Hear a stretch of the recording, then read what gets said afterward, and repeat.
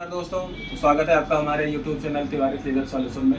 मैं अनुराग तिवारी आज आपसे एक ऐसी जानकारी साझा करने वाला हूं जिसको सुनने से आपकी एक मूल समस्या जो है वो हल हो जाएगी। कभी कभी क्या होता है कि आप किसी को पैसे देते हैं कैश में, दोस्ती में दे दिया या व्यवहार में दे दिया या रिश्तेदारी में दे दिया। कैश पैसा आप दे देते हैं, उसका आपके पास कोई सबूत नहीं होता कि आपने उनको पैसे दिए हैं, और जब आप उनसे पैसे मांगते हैं तो देने में आनाकानी होती है, आदमी देता नहीं, आप कुछ कह नहीं पाते हैं संकोचवश। फिर एक समय ऐसा आता है कि आपको लगता है कि अब हमको पुलिस थाना करना चाहिए, नहीं तो हमको मेरा पैसा नहीं मिलेगा। फिर आप थाने में जाते हैं, थानेदार आपसे पूछता है FIR लिखने से पहले कि आपके पास कोई एविडेंस है, कोई सबूत है कि आपने पैसा दिए थे कि नहीं दिए थे। आप थानेदार से कहते हैं कि मैंने कैश पैसा दिया था और मेरे पास कोई सबूत नहीं है, मैंने खाते में पैसा दिया नहीं है। तो थानेदार कहेगा अगर आप खाते में पैसा देते, अकाउंट में पैसा देते, गूगल पे से पैसा देते तो मैं FIR लिख लेता, क्योंकि जो दरोगा होता है उसको भी FIR लिखने के लिए एक सबूत चाहिए होता है। ऐसे ही हवा में FIR नहीं होती। आपका नुकसान भले ही हुआ हो, आपने पैसा भले ही दिया हो कैश, लेकिन कानून इस चीज़ को नहीं मानता है जब तक कानून को सबूत नहीं मिलता है कि आपने पैसे दिए हैं। तो एक बात तो हमेशा ध्यान रखें कि सब किसी को अगर पैसे दें आप उधार तो अकाउंट में दें, खाते में दें, गूगल पे दें।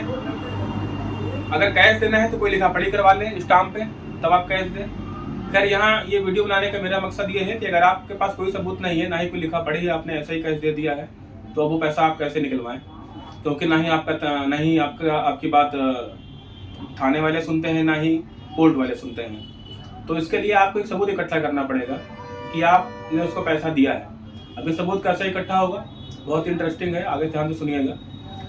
आपने जिसको पैसा दिया है, वो जाहिर से पैसा, जब आपने पैसा दिया है तो आपके बहुत ही खास ही रहे होंगे, तो उनको आप बहुत ही शांतिपूर्वक, बहुत ही पोलाइटली और बहुत ही मोहब्बत से, प्यार से उनसे आप पूछिए, व्हाट्सएप चैट करिए, मैसेज करिए, फ़ोन कॉल करिए तो रिकॉर्ड कर लीजिए, और उनसे ये पूछिए कि भैया मेरे पैसे मुझको दे दीजिए और बहुत ही मैं परेशान हूँ, आप कब तक देंगे पैसे, प्यार से कहिए उनसे।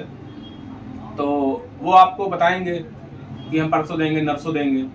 तो एक तरीके से उसने ये कबूल लिया है कि उसने आपसे पैसे लिए हैं। ये हो गया आपका पहला तरीका। आपको पूछना इस तरीके से है कि जिससे अगले आदमी आपको आंसर दे दे कि हाँ भाई मैं पैसा लिया हूँ, मैं दे दूंगा आपको। वो आपका व्हाट्सएप चैट में या फ़ोन कॉल में रिकॉर्ड हो जाएगा। ये हो जाएगा आपका एविडेंस। इस एविडेंस से आपकी कोर्ट में FIR हो जाएगी, थाने में FIR हो जाएगी और आपका पैसा निकल जाएगा। एक दूसरा तरीका ये है कि अगर आपने उधार दिया है किसी को 1 लाख रुपये, मान लीजिए उदाहरण के तौर पर 1 लाख दिए हैं या 50,000 दिए हैं, तो उनसे जब आप अपने पैसे मांगे बहुत प्यार मोहब्बत से, तो व्हाट्सएप चैट से मांगे, फ़ोन कॉल से मांगे, रिकॉर्ड करें, और उनसे आप कहिए कि अगर आपने 1 लाख दिया है तो आप कहिए कि आपने जो मुझसे 2 लाख रुपए लिए मुझको वापस कर दीजिए। आप व्हाट्सएप करिए, तो वो बहुत गुस्से में आएगा, बोलेगा कि तुम झूठ बोल रहे हो, मैंने 2 लाख कहाँ लिया है, मैंने 1 लाख रुपये लिए हैं। बस इतना ही काफ़ी है। जितने 1 लाख रुपये लिया है ये आपका एविडेंस के तौर पर आपके व्हाट्सएप पे आ जाएगा, या अगर आप फ़ोन से रिकॉर्डिंग कर रहे हैं तो फ़ोन पे आ जाएगा। तो एक तरीके का सबूत मिल गया आपको कि आपने उसको पैसे दिए हैं। अब इतना सबूत काफ़ी है थाने में FIR लिखने के लिए और कोर्ट से FIR लिखवाने के लिए।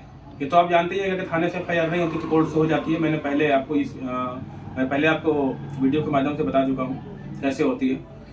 तो आशा है कि इस वीडियो से आपके बात समझ में आ गई होगी कि जब आप किसी को कैश पैसा देते हैं तो आप सबूत कैसे इकट्ठा करें कि आपने उनको पैसा दिया है। बात बहुत छोटी है लेकिन बड़ी है। आप ध्यान करेंगे तो आपका फ़ायदा होगा, और अगर आपका फ़ायदा नहीं हो रहा है, आपको नुकसान हो रहा है, आपको मेरी बात समझ में नहीं आई, तो आप स्क्रीन पर दिए हुए नंबर पर मुझको फ़ोन करें। बहुत बहुत धन्यवाद।